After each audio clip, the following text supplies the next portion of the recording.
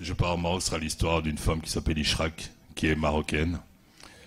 Et qu'est-ce qui a permis que moi je puisse écrire un livre sur le Maroc?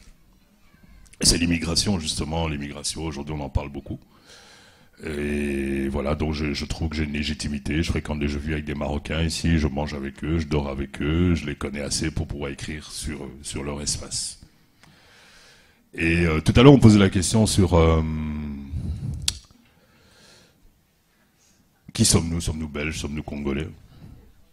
Moi, je crois, moi, je me suis qualifié comme belge d'origine et de nationalité congolaise. Mais voilà, mais être belge, c'est quoi? Il y a un jeune homme qui se trouve au Congo, enfin un jeune homme parce qu'il est plus jeune que moi, qui s'appelle Eric Kikunda. Ce garçon, ça fait des années qu'il a été arrêté au Congo, qu'il est torturé tout le temps. On lui a fait des simulacres d'exécution, on lui fait creuser un trou, on l'emmène dans la brousse, on lui fait creuser un trou, on le sort de sa cellule, on lui fait creuser un trou, on lui tire des balles comme ça à l'oreille, et les gens qui ont subi ça m'ont dit qu'à chaque balle, t'as l'impression que tu vas mourir. Et puis on le jette dans le trou et on remblait le trou. Et quand il tombe dans les pommes, on attend 5-10 minutes, il va tomber dans les pommes, il va pas mourir, et puis on le ressort. Et on lui a fait ça quelques fois, donc on le torture, on lui fait toutes sortes de choses. Et pourtant, il est belge. Et pour ça, pour rebondir sur un autre belge qui s'appelle Ali Arras. Et je crois que Julie, qui est ici, va peut-être en parler un peu mieux. Mais voilà, mais est-il belge, est-il marocain? Et sommes-nous belges, sommes-nous congolais?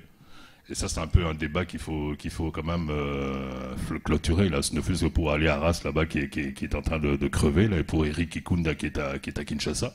Ce sont des citoyens belges, mais ils n'ont aucune assistance, aucun rien. Le ministre des Affaires étrangères, il s'en fout. S'ils avaient été blancs, bleu, comme on dit, dans les vaches ou dans les diamants. Donc là, oui, là, on aurait tenu compte de ça. On aurait sauvé. Il y aurait eu des délégations qui seraient parties, comme la plupart du temps, quand un occidental se trouve enfermé quelque part. Donc voilà, quelle est notre place dans ce pays? Exactement. Moi, nous, on se le pose tous les jours. Mais comment faire relayer cette idée du côté belge, justement? Est-ce qu'on nous considère comme qui sommes-nous? Qui sommes-nous? Et voilà. Et ça, c'est, disons, je crois que c'est un des thèmes de cette décolonisation. On peut se dire qu'il y a des esprits qui sont toujours dans la colonisation. Voilà. Et puis, en dehors de ça, j'avais un tout petit message. On parle de mémoire, de colonisation. Il y a quelques bouquins ici. Il y a 15 000 livres ici à Bruxelles qui traînent quelque part dans une maison. La maison est menacée. Alors nous allons lancer, enfin nous, il y a plein de gens. Voilà, moi, je suis entre autres, parmi d'autres gens. Nous allons lancer une opération de crowdfunding. Bientôt, dans quelques jours, vous allez voir ça sur vos sites, etc. On va lancer une opération de crowdfunding pour essayer de sauver ces 15 000 ouvrages qui sont là. Et des livres qui traitent de Lumumba en général, de la colonisation, voilà. Et je crois que c'est des choses à sauver.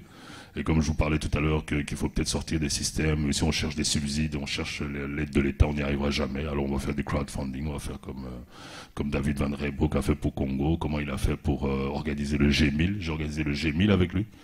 On avait besoin de 465 000 euros pour organiser ça. On a pu l'organiser, on a trouvé 465 000 euros chez des privés. Et personne ne pouvait donner plus de 5 000. Donc voilà, il faut trouver d'autres systèmes quand je vous parlais là tout à l'heure d'être un peu plus dur, on doit faire les choses quelque part de beaucoup plus dur, on doit faire des œuvres beaucoup plus performantes, on doit écrire beaucoup mieux, on doit chanter mieux, on doit avoir une voix qui doit porter beaucoup plus fort en fait. Et on en est là. Et voilà, ça c'est les deux petits messages que je voulais lancer pour la clôture de ce colloque.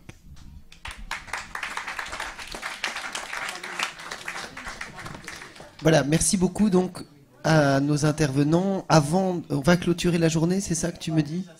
Oui, Jacinthe Mazzochetti. Non, elle veut pas clôturer, Jacinthe. Oui, je vous donne la parole maintenant. Merci, voilà. Merci Jean, parce que c'est une très bonne introduction justement à la question en fait de la binationalité. Et c'est ça qui est en jeu derrière l'affaire Ali Arras. Pour le moment, la famille a gagné 2 procès. Et donc, nous sommes... En fait, l'État belge est obligé d'intervenir pour Ali Arras. Mais le ministère des Affaires étrangères ne le fait pas. Et pourquoi il ne le fait pas? Parce qu'on pourrait avoir une jurisprudence, à savoir qu'à un certain moment, ça serait le lien affectif au pays de la binationalité qui serait pris en compte. Ali Arras n'a jamais vécu au Maroc.